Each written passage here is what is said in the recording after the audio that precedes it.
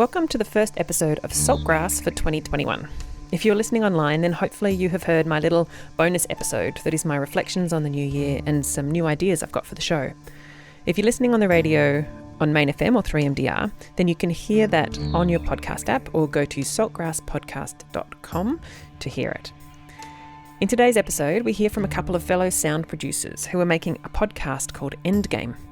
They too are exploring the journey this local community is undertaking towards a more sustainable future, with a focus on the transition to zero net emissions or the local ZNet movement. Kyla Brettle, Rob Law and I are all involved in that process in various ways, which has been going on for over a year. You may remember Taryn Lane and Terry White discussing this in Saltgrass Season 2, Episode 21.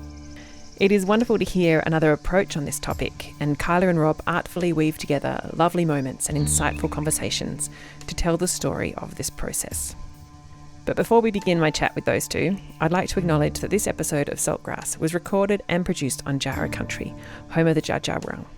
I pay respects to their elders, past, present and emerging, and am ever grateful to be able to share this land and call it my home. Salt.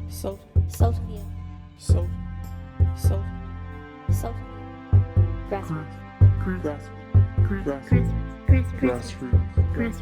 Salt of the earth people. Grassroots change. Saltgrass.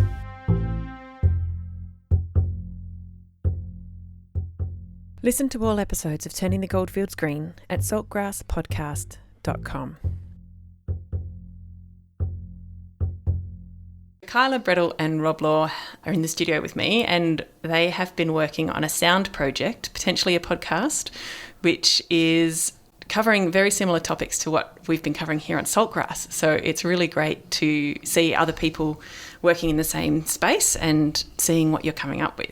So you guys have called your project Endgame. Tell us a little bit about how you came up with the idea and why you wanted to make it. Okay. Well, Rob, so you were the one who was pushing for a podcast. You wanted to make a sound project. I've been working in radio for the last 20 years and have kind of made my grand exit and thought that was it and I was never going to go back. And then I met Rob and... Yeah, well, actually, I think I heard Kyla actually on Suzanne's show on Main FM and was talking about climate change and thought, well, yeah, between what happened here with Mount Alexander Shire declaring a climate emergency and then hearing Kyla present in the same session that I did at council.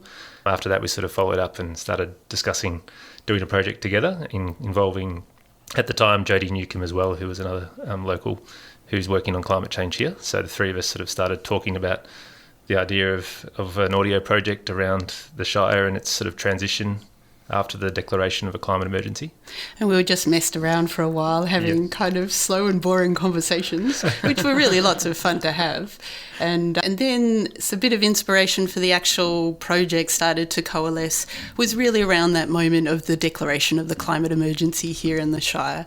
That was sort of where we met, and after participating in that, I went through all the 140 odd submissions and started to think, who are these people? Who are these, who are in this boat that I've landed in? And what's going to happen when we all sort of, it starts getting rocky. So I really wanted to know, what is the voice of our Shire? What are the people saying? And I was really blown away by the responses and just really impressed with the holistic thinking of so much passion. So it was a kind of a combination of that seemed like a real catalyst. And at the time we were starting the program, it felt like it's a really amazing environment. Our town is this incredible character. It's a time when there's so much at stake, and you take half a step back and that this is really starting to look like a story of what's going to happen, what's going to roll out as a consequence of the declaration of a climate emergency. So that's sort of where we started. That's where we started, yeah. So the declaration was about a year ago, wasn't it? I think the forum that you're talking about where everyone submitted their things was almost a year ago. That's right, but it took a long time to digest. So, so much information in there. Yeah. And we've only been working on this show for, about 3 months? The declaration happened at the beginning of the Black Summer, so it was before we got into the summer that we had of all the bushfires. It's just been really, a really great project to be able to sort of go out there and talk to people about climate change in a way that you don't sort of get to have in everyday conversations, because it's not a topic that people feel very comfortable talking about. It's okay to talk to people about what they might be doing, in response, like recycling or solar panels, etc. But to actually sort of start to tap into some of the more of the emotional and psychological challenges with grappling with the change that's coming and everything else. And that's what we're sort of starting to, I suppose, focus the show in more on those themes. But just found it, really fantastic experience being able to have those conversations with so many different people across the Shire and bring them to light.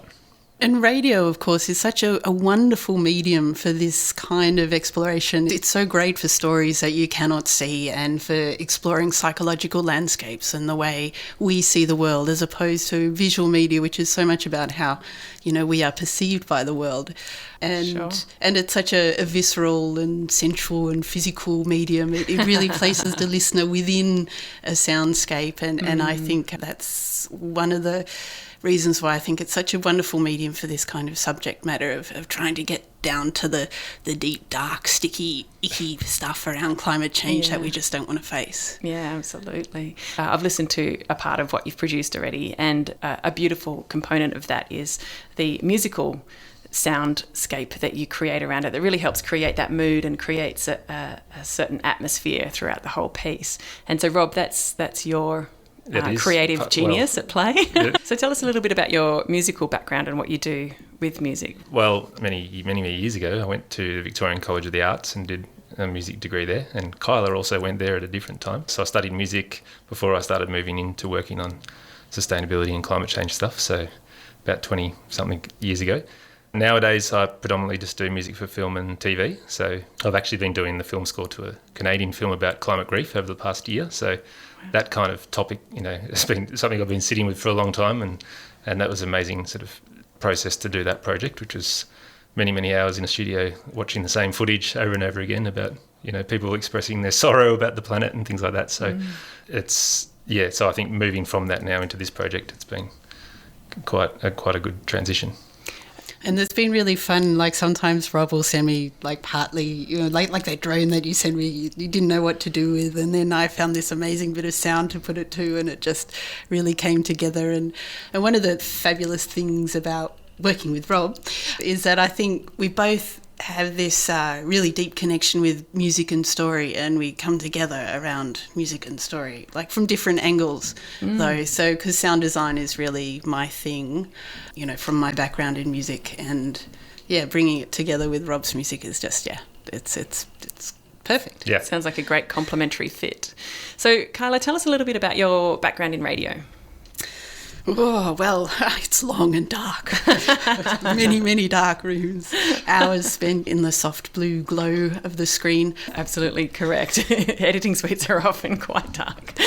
I absolutely love radio. I started working in radio 20 years ago, and I came to radio from a filmmaking background. I was a documentary filmmaker, and I came across this amazing story that I just could not do in film, and that sort of actually pushed me into working in radio. It was about a private investigator and an abandoned wife and their affairs of the mind, and it was such a sordid tale. You could really only do it in radio, and that kind of launched me into a way of approaching radio from a cinematic way and through narrative. And I've been in and out of Radio National as a sound engineer and as an online producer and as a supervising producer and as a regular producer on daily and weekly shows for many years. Then I realised I needed to get a more stable job, and I started working I was at RMIT University teaching radio and television production for about 14 years. So for a while there I was working across ABC and RMIT, which was a little bit exciting. But and I left them all and moved down here and thought that I was done. What did you think you would do when you moved here? Oh, have babies, make bread, have a garden. It sounds like you've had a 50-year career already, but you must have just overlapped them and squished them all together. I'm just very well preserved. And Rob, your professional life also complements this show, doesn't it? Yeah. So I work for what's called the Central Victorian Greenhouse Alliance, NEP, which is a organisation based in Central Victoria, funnily enough, and works on climate change. So works with communities and councils across the region on climate change. So this obviously, is a nice bringing together of those two things for me. So Kyla, what made you, as an individual human being, want to present at the forum last year, and then also dive in and read everyone else's submissions and really get into the nitty-gritty of all of those submissions? Yeah, I think, like many who are in this space in a very passionate and present way, I had a moment where I sort of the realization of what was going on in terms of climate change in my life and my future and the future of my children sort of hit me very suddenly. And I came out of that moment thinking, okay, I'm coming out of my barefoot with babies and sourdough bread moment, and I kind of need to get out and do more with my life in terms of doing something about this. And so I decided that, yes, I was going to do more, and my partner was totally with me, and we thought, well, we'll do more in the home and more in the community, and he said, bags the home. And so that meant I had to go out into the community and try and discover, which is quite tricky for an introvert like me. And it sounds like you were new to town. Had you just moved here? No, we've been here for about 10 or 11 years. Have you? Yeah. Me too. Hiding away in Barker's Creek. I know, I'm like one of those little frogs that you hear or that you dig up in the sandpit and suddenly seen. So I was dug up in the sandpit after hiding away here for quite some time and felt, I really need to do something about this and push outside of my comfort zone and work out what's going on. And I really felt quite passionately from the research that I was doing that the most effective place to focus my work would be within the local community. So that's sort of really where I want to target whatever it is I'm trying to do. I think that's really interesting. I think that's a theme that emerges over and over and over again for me while I'm producing this show, is this idea that no matter where we are in the world, and even though it's a global fight that we're all fighting, it's coming to this localising everything and making things for our local community. It's actually where the change has to happen. Yeah, I agree, and I think there's a real important distinction there, I think, from what has happened in the past decade or so, where it's been a real focus on individual actions, but not sort of local collective actions. And I think that's something we've been trying to bring out as well in our show, is that shift away from these feelings of personal guilt about, not doing your bit or those sorts of things that can turn people off these sort of issues, into something that's about being more involved in where you live and taking action together. And I think that's pretty powerful for people once they step into that, to realise, how that makes them feel above all else, but also how it connects to other things that are happening across the globe. So it doesn't feel so futile, I suppose, in the face of something so big. Yeah. And I think there's also inequity issues in relation to the intense pressure that people have on their own individual contribution within the home, responding to the climate crisis. There can also be something that leaves you there in the middle of the ocean with your keep cup, feeling quite overwhelmed by it all. And the other thing I think why community is a great space for this is because it's small enough, but it's big enough to feel that you can actually really make a difference or lead change or whatever. That group of around 1 to 200 people for us as human animals is about as much as we can connect with.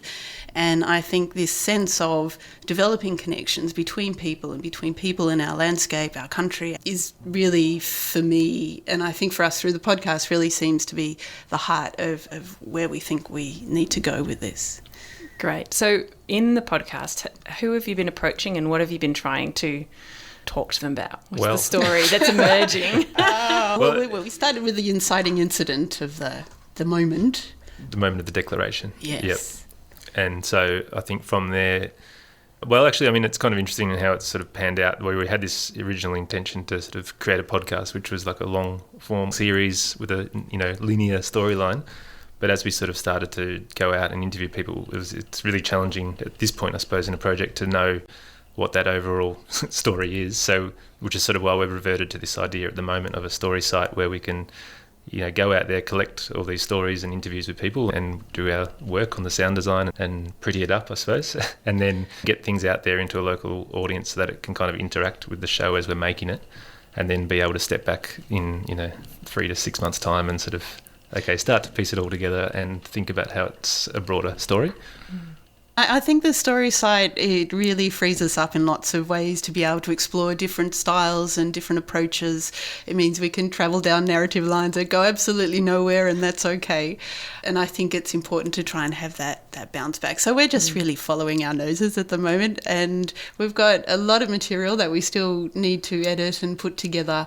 And you know, it's a little bit like creating stone walls and sculptures in that sense. You kind of have to see where the material goes and how it speaks to you, because you really often you don't know what you've done until you've actually done it. Very true. Yeah. What's some of the things you've done with people to try and draw them out or get something extra from them? So I suppose, you know, we started this during the lockdowns, and so that was kind of nice to be able to then step out and start to actually go out to interview people off Zoom and start to get more of that, you know, sense of place in the show as well. So there's people actually out on their land or wherever, and there's the sounds of that landscape sort of coming in through the microphones, but also their own interactions with that place. So we had a nice piece we put together with Andrew Skiotch, who's a sort of bioacoustic researcher, recorder man that lives out in Strangways. And having him just sort of there to talk about what he's hearing and sort of describing what it's like to really listen into the landscape was a nice moment, and those types of things. It has been really challenging making radio within a lockdown environment, as I'm sure. As I'm very well aware. But I found it also pushes you to think more creatively about how you find other sounds to juxtapose and contrast. And something that I found actually really good was the Zoom meeting situation, because you can have a Zoom like within 15 minutes and you don't have to all coordinate in being somewhere. You can get something really quite close to the moment of it happening. And I learned that from doing this piece in the O call centre, that when you actually get something within 30 seconds of some amazing, mind-blowing event happening, the response that you get is palpable. It can be amazing. So we're sort of trying to play, oh God, where are we going to get other sound materials? So we're drawing materials from Zoom meetings and also like the council stuff, in which they record really badly, unfortunately. But be able to have that play between different voices of people speaking within a meeting and pulling apart our ideas, and then we can kind of take clips of that and then pull it apart and analyse it in a different sort of way. And you're also getting a different kind of voice and a different approach to the content, a different way of thinking about it. And I think sort of mixing different parts of a dress within a show can be a nice way to develop textural diversity. So we've got a piece to listen to today. Can you tell us a little bit about what this one is? Rob, would you like to start with talking about bubbling away and rising? I think this piece probably relates to this idea of people that have been in this shire for a long time, who have worked in this space for a long time in sustainability and climate change action. So we interviewed Terry White and Neil Barrett, but also against these relatively, you know, newcomers, I suppose, to being involved in the movement, and that kind of that sense from them about, well, I don't want to give too much away, but their sense of stepping into that space for the first time, and of finding some sort of solace in that experience of working locally with other people on this thing that is very overwhelming. It was originally supposed to be a show about the petition that Masset, the Mount Alexander Shire emergency team, put together to present to council to try and push the declaration of climate emergency. And the first time they took it to council, it was a complete fail. And so this show was supposed to be about that campaign and the fail that eventuated, you know, which picked itself up and went through the goalpost at the end. But that fail moment, you're always sort of, oh.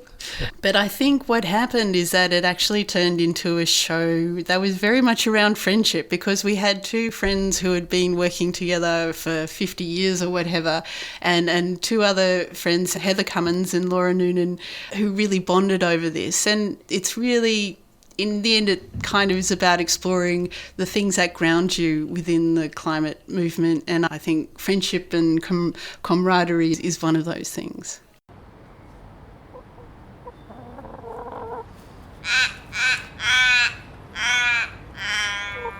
I agree entirely.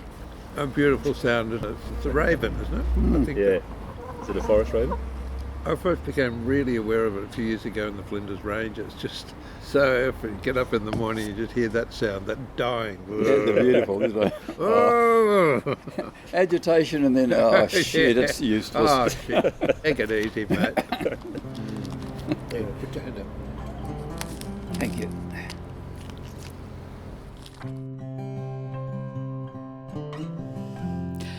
Like the Raven song, optimism and energy in the climate movement rises and falls. Here in Castlemaine, in central Victoria, we're a small town with a big history of climate and environmental action, and there's a lot of support for the movement within the wider community. But moving forward hasn't been easy or without failure. One project that struggled to get over the line for a long time was the campaign to get our council to declare a climate emergency.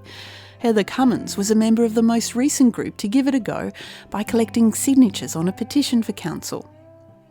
This was back in December 2019, before the pandemic hit, when it felt like there was a lot of momentum around climate action. Heather describes what it was like, sitting in council chambers, listening to the debate and hoping a climate emergency would finally be declared. I think there was a lot of apprehension about which way council would vote and what we were walking into.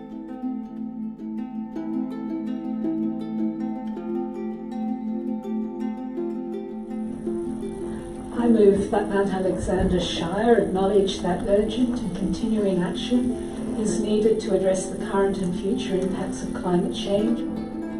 I would rather this be put forward until we get more information and more professional advice.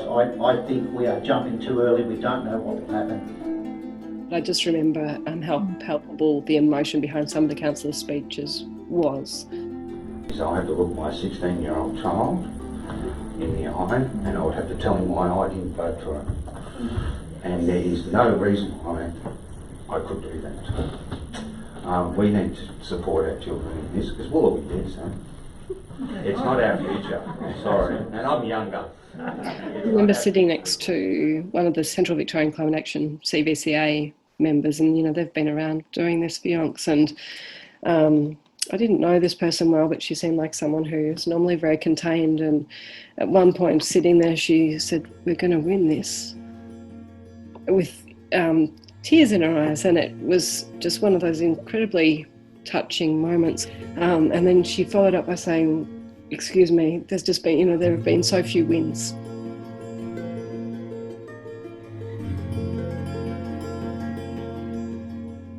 Those in favour of the motion? Those against?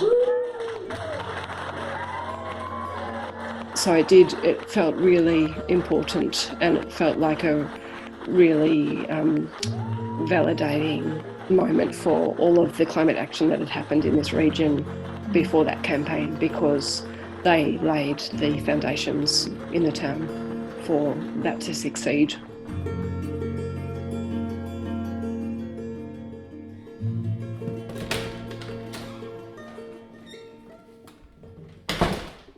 Just come into my office in the middle of town to get a little bit organised, because in a moment I'll be going downstairs to record an interview with Terry White and Neil Barrett, a couple of local men who have been very influential over the years in this shire for climate action and other environmental issues.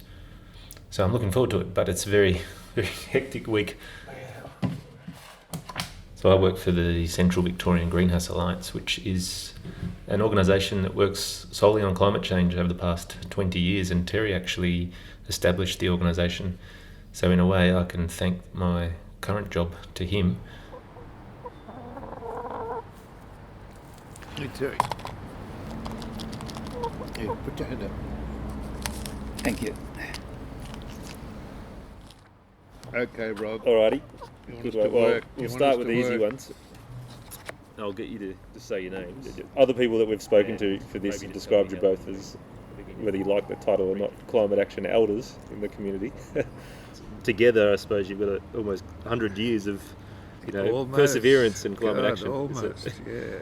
How do you sort of not get too depressed about the fact that we're here in 2020 and the issue is still as relevant as it was back then? These things go through cycles, and it's part of the angst of growing older is that you can see this rise and fall in community understanding and preparedness to act, and then it recedes. But I would say that the majority of the community has always been favourable toward renewable energy. 70% figures have been showing up in surveys for a long time. But when you say to people how much you're prepared to spend to make sure it goes through, or how much you're prepared for taxes to go up, the answers are a little bit different. It's frustrating to see ignorance in high places and corruption in high places. People actually working against it. Yep. The Murdoch press has an awful lot to answer for, doesn't it? It's hard to keep going sometimes when you see that. One of the most disappointing things for me was the failure of wind power to get going here. It was a very big campaign around 2010, 11, and the opposition, just people that I would not normally associate with opposing renewable energy, it started turning up at meetings with placards and full of hostility. And we put in an enormous amount of work and money, and it just came to nothing. And it's still, there's talk of solar farms, isn't there, at Baringup? That's being opposed, isn't it? That's right, yeah. So it takes the shine off it a little bit when that happens, doesn't it? Do you have a hope or a vision for this Shire in another 20 years' time, what it might look like? The vision for here is that we will achieve zero net emissions by 2030. That's what we've got to do. I think this Shire will be almost wholly renewable much earlier than 2050, because you've got to think in the next few years there's going to be a few big wake-up calls happen. If we continue to get bushfire seasons like the last one, then there will come a time when there will be demand for Canberra to pull up their socks.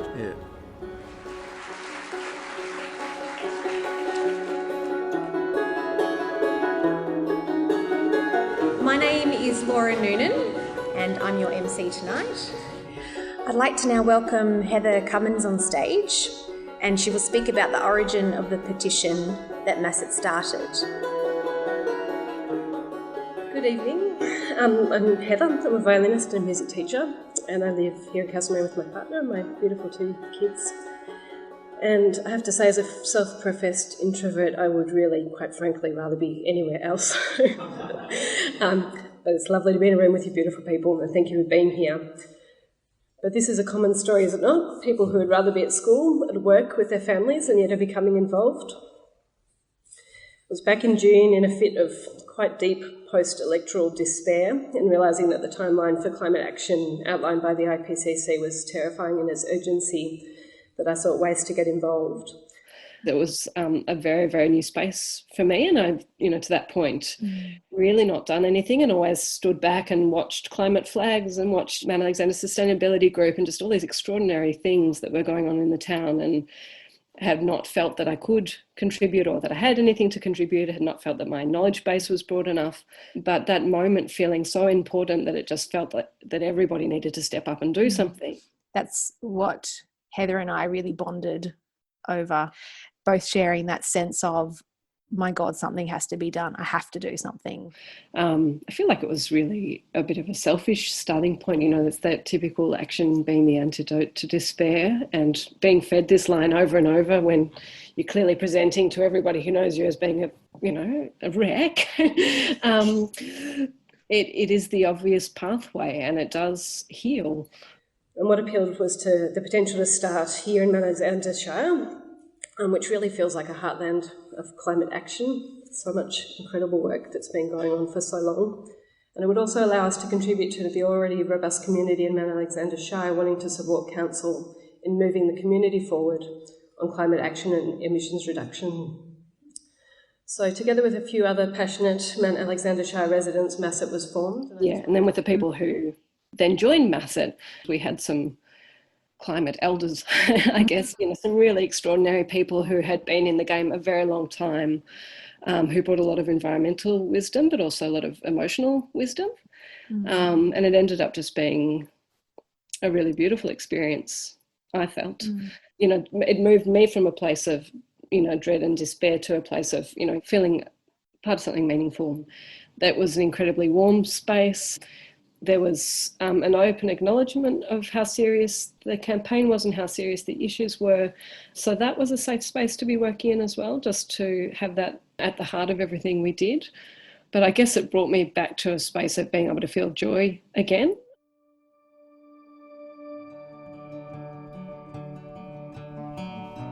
The peace and the joy actually comes from connection and from being part of everything that needs to happen.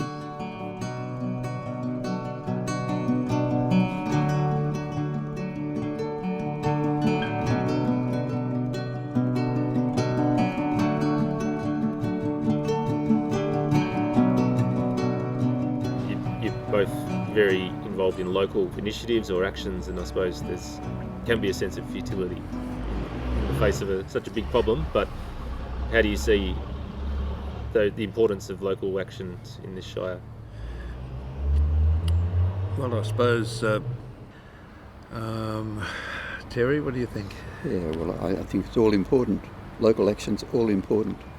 Because now the planet has a massive contradiction in terms of the way we live and the needs of the planet to continue to evolve in a benign sort of way. So that any action anywhere can have global implications. Nose down, bum up, you can work at a local problem, and if you crack it, then there's a good potential that will send a global ripple. It'll happen when every householder says, yep, I'm in. In other words, that the problem is owned. So it's not a consultancy group or a planning committee that suddenly give us the answer. Somehow, I think it requires a democratic response, which truly engages everybody as part of the team. There should be no bystanders. We won't get there. Did you see that as a big challenge? Do you see this town is quite diverse? Will we be able to get everyone on board? Yeah. If we played the cards right, we would. And council here has generally been on side, but it hasn't been easy. There's been strong opposition within the old right wing of Castlemaine to oppose it.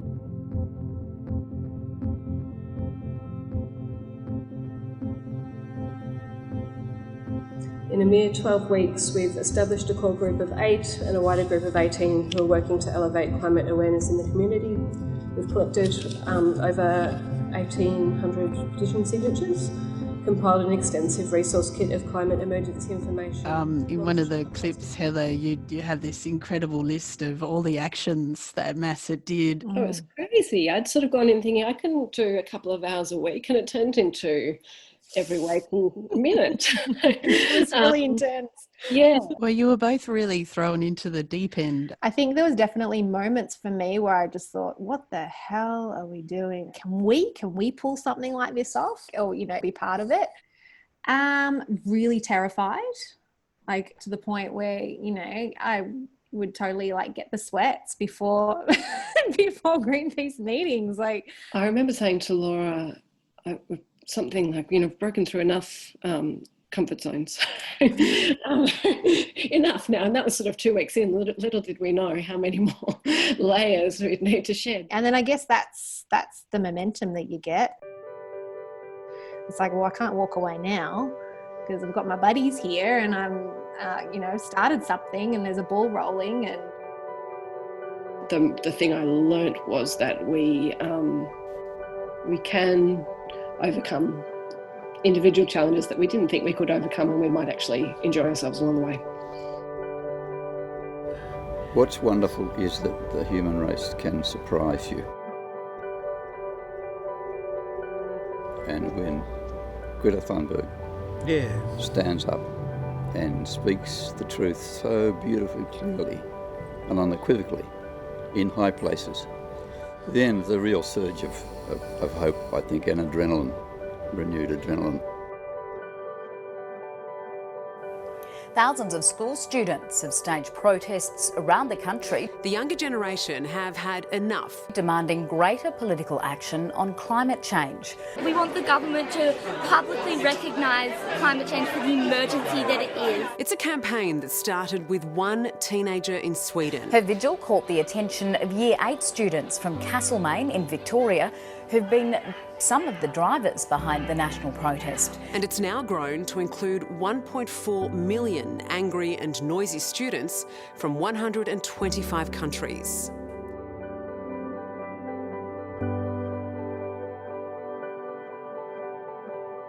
But the kids are a major part of my, mental well-being. Yes.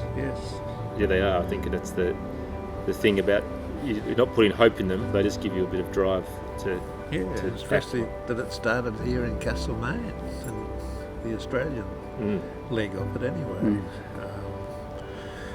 Which has probably got something to do with the work that was done here 15 to 20 years ago with getting the parents involved.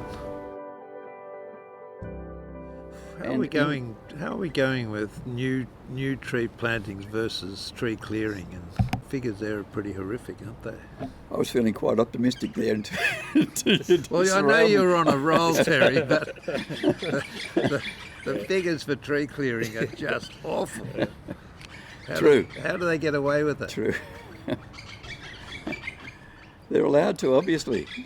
Just like you're allowed to squeeze the life out of a river system.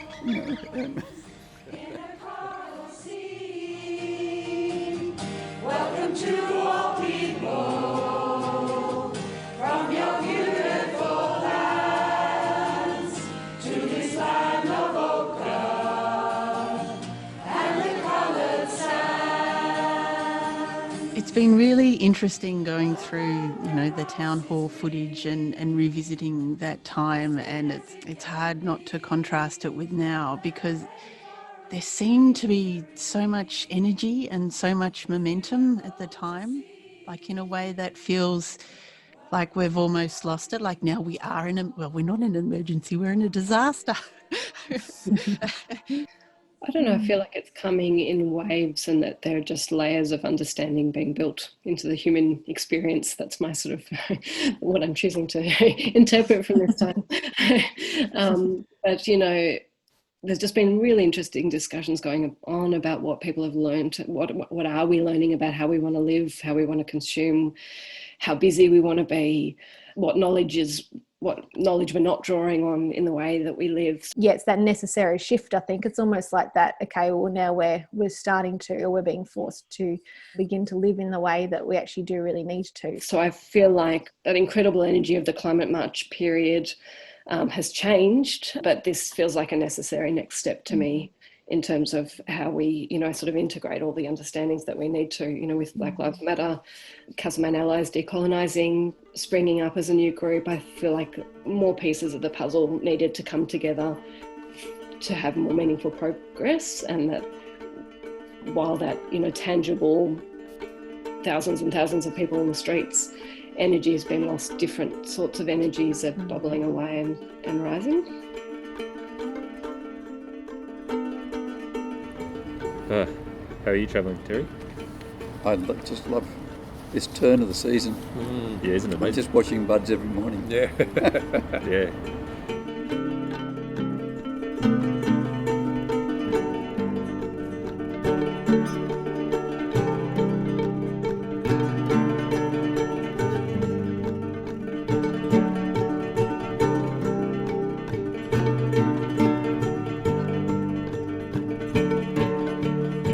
Thank you for listening to this sound work, co-produced for Endgame by myself, Kyla Brettle, and Rob Law.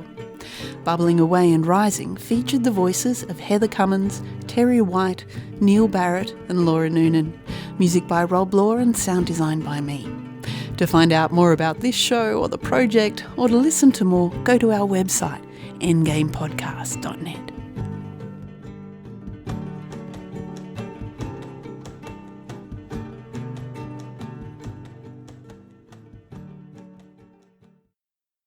So that was Bubbling Away and Rising. So I've noticed you guys have got some really nice poetic names for the pieces. Is that something you think about a lot, or? Well, we actually, they're always quotes from the piece that you're listening to. So someone has usually said that line, and so sometimes we sit together and listen through and then, note down when someone says something that's a nice turn of phrase.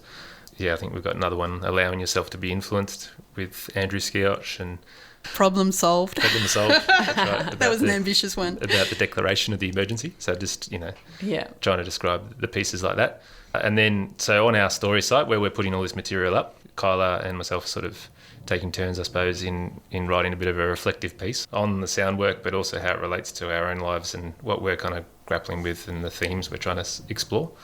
And that kind of relates to the backstory, or rather the iceberg underneath, because we spend copious amounts of time talking and writing about all these ideas and different things and, splashing in lots of bits and pieces. So it was kind of nice to be able to have a space that we can capture some of those sorts of ideas that go into the growing of a show.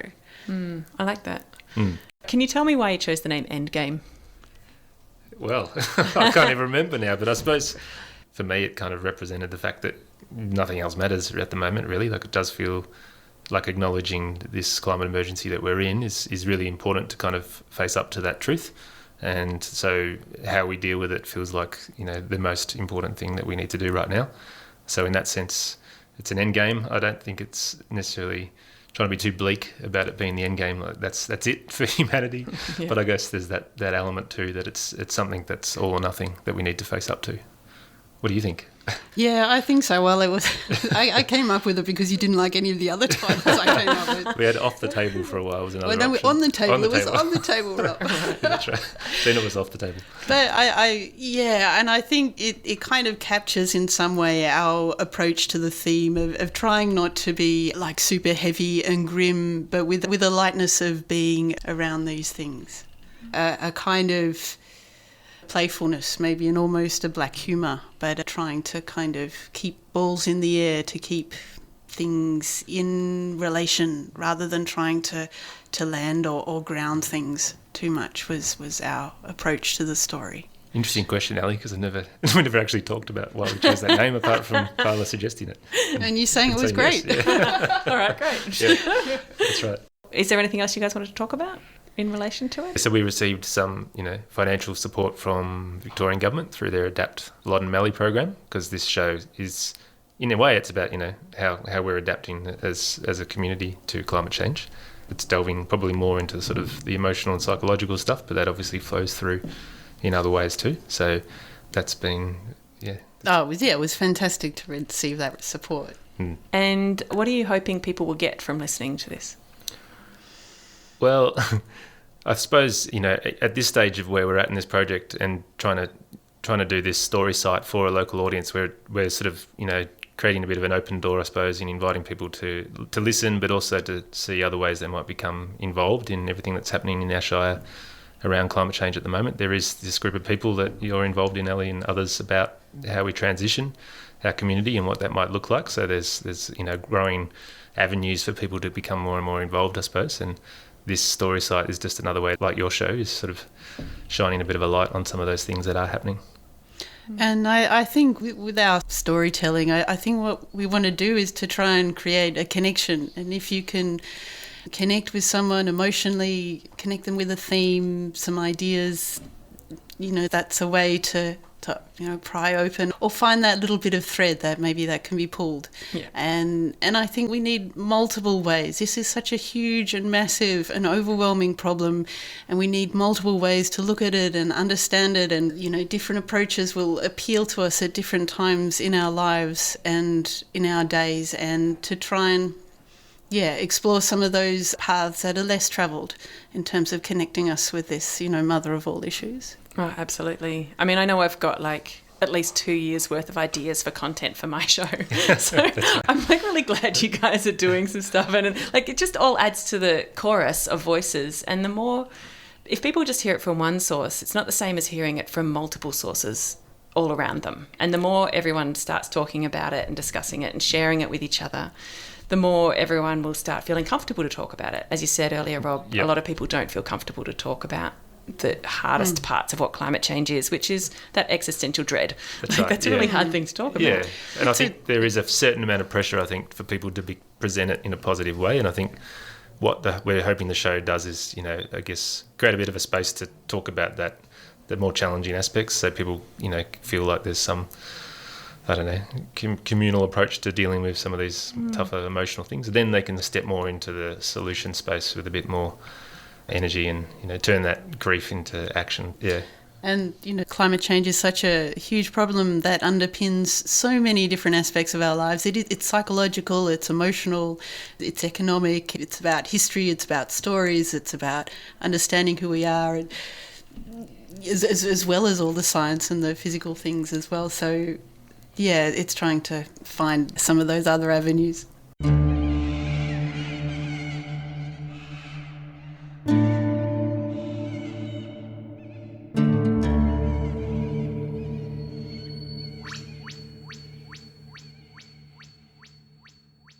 That was Kyla and Rob, creators of Endgame.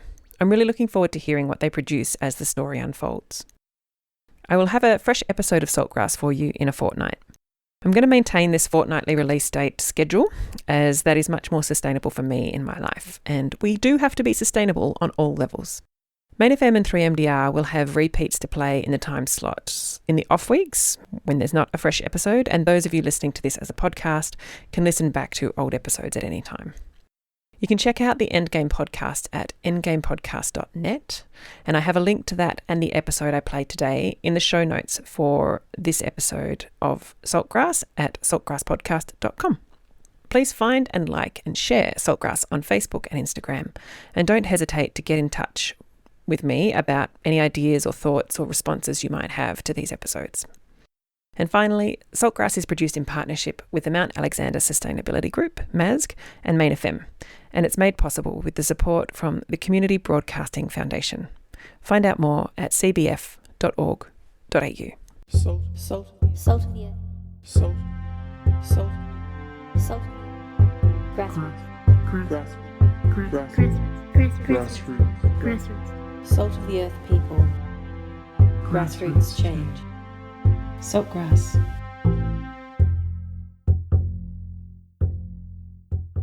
Listen to all episodes of Turning the Goldfields Green at saltgrasspodcast.com.